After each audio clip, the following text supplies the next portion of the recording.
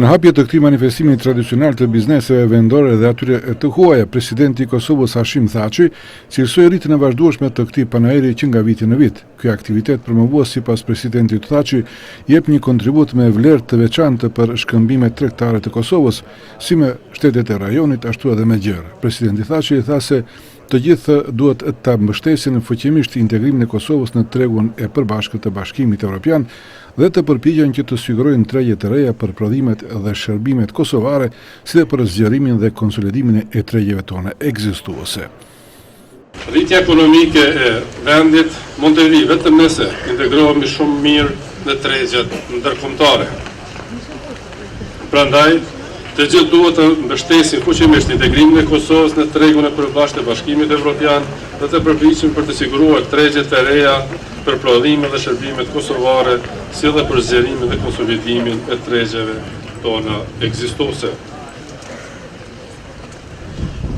Ky panajër gjithashtu shumë i dobishëm për promovimin e Kosovës si një destinacion tërheqës për investitorët e huaj. Nga ana tjetër, presidenti Thaçi veçoi edhe rëndësinë e marrëveshjes për stabilizim asociim për zhvillimin e vendit dhe proceset integruese. Në fjalën e vet përshëndetëse, kryeministri Isa Mustafa veçoi hapat e ekzekutivit për të shtyrë përpara reformat ekonomike me qëllim të krijimit ambientit sa më të mirë biznesor.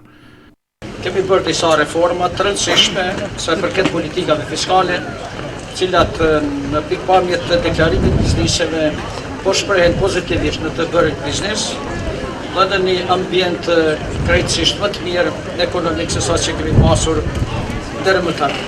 Qeveria do të vazhdojë edhe në tutje me ndryshime varësisht nga dialogu ynë dhe varësisht nga disponimi dhe kërkesat e bizneseve.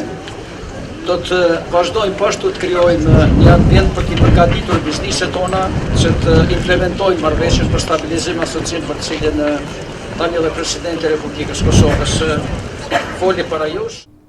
Panajiri i 17 i përgjithshëm ndërkombëtar Prishtina 2016 do të jetë i hapur deri më 23 prill dhe në të marrin pjesë më se 100 kompani të sektoreve të ndryshëm të prodhimit nga Kosova, rajoni dhe vendet e Bashkimit Evropian.